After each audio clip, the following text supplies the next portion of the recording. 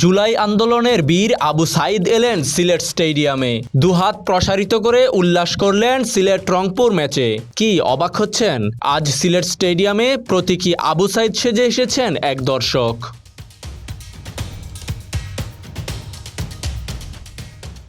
দেশ বদলের পর এবার বিপিএল সেজেছে জুলাই আগস্ট অভ্যুত্থানের স্মৃতি নিয়ে।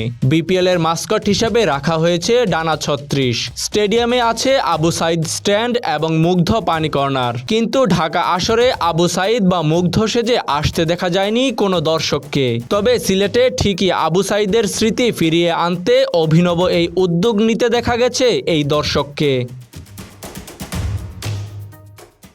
তাজিম আশরাফ, বিডি আর্কাইভ।